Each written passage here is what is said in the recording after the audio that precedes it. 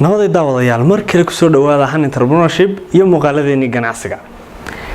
Maanta waxaan ku soo qaadan doonaa muuqaaladeeni ganacsiga sida ugu haboon ee aad u sameyn karto xayeysiis wanaagsan ganacsigaaga. Inta badan marka advertisement kala joogo ama xayeysiiska marka la joogo ganacsigeenu laba u kala baxaan. qaar aaminsan inaanay u baahnaynba totally waxa shaqadan ay qabanayaan xayeysiis iyo qaar aan aqoon ku dhisnayn xayeysiiska ay u sameynayaan ganacsigooda. Toddobaadkan waxaan soo qaadan doonaa 5 arrimood oo saldhig u ah inaad sameyso xayeysiiskii ku haboonaa ganacsigaaga. 5ta waxa la yiraahdaa 5 ma ama 5M ayaa loo yaqaanaa. Waxaanu ka soo xiganaynaa aqoon-yahanka weyn ama loo yaqaano aabaha casriga ah ee suuqgeynta Philip Kotler ninka la yiraahdo weeyaan. 5ta waxa ugu horeeya inaad ogaato mission.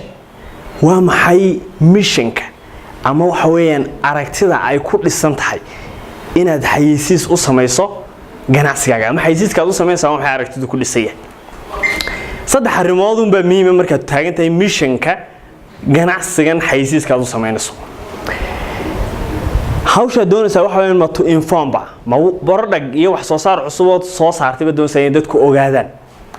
ma remind ba waxa weeyaan doonaysa inaad xasuusiso borodhag hore oo jiray iyo shirkadaadii way xayeysiisku. mise waxa doonaysa in aad ku abuurto inay talaabo qaadaan ay ku iibsanayaan waxaad xayeysiinayso. markaad mission ka samayso talaabada ugu gudbasa waxa weeyaan message. waa maxay fariinta xayeysiiskaagani aad doonayso inuu gudbiyo. dhowr su'aalood baa la isweydiiyaa marka halka la marayo. kow value-ga uu gudbinayo waa maxay? macni qiimaha borodhagan aad doonayso iyo wax soo saarkan ama adeegan aad siinaysa macaamiisha waa maxay waxa weeyaan macaamilka qiimaha ay u kordhinayaan. macni waxa weeyaan waqtigiisii badnaa meel ay kaga baxsay buu soo koobaya. ma mobile baa waxa weeyaan communication buu sahlaya. ma waxa weeyaan sharaab baa waxa weeyaan qabow iyo niyad iyo waxa weeyaan deganaan buu keenaya. waa maxay value uu siinaya macaamilka borodhagan aad siinaysa.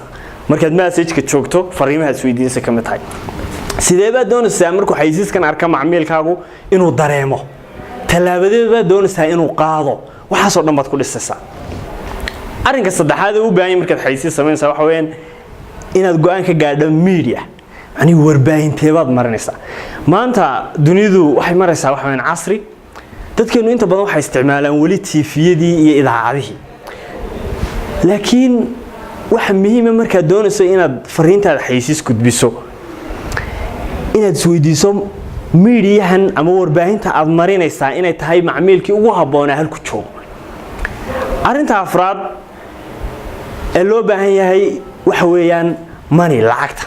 yani lacag intee laga xayeysiiskan ku bixinaysaa inaad isweydiiso. lacagtaas waa inaad 2 arrimood samayso. intee dad bay gaarsiinaysaa markaad lacagta bixiso reach iyo sidoo kale impact. يعني سامين نوعية بيالا سامك العقد كوب بحسه حيسيسك شركة بدن العقد كبدن حيسيسكي وحويان فائدة وحي فائدة ين العقد بدن بحيسيس كوب بحيان قارنا العقد وقوم تلاقران يلا لفر كده والله ودي بعتوه شرطة أرنت وجود دم بيسا وأنا تسميه ميشرمن عبر وأنا تسميه عبر كاس الله بنقونا يا ميت كهر رأي حيسيسك بري ميشرمن بالله هذا عبر كواحد كو saadaalinaysa intee qof baa arki kara xayeysiiskaaga. marka labaadna waxa weeyaan post measurement baad sameynaysaa. cabir ah intee qof baa arkay in si sax ah u soo saarto. ganacsigaaga u samee xayeysiis wanaagsan. maanta waxaanu qaadanay 5 arrimood ee saldhigga u ah xayeysiiska. haddii aad ka heshay muuqaalkan waxaan ka codsanaynaa inaad taabato hoosta subscribe si aad ula socoto muuqaaladayda. aad ba mahadsantihiin.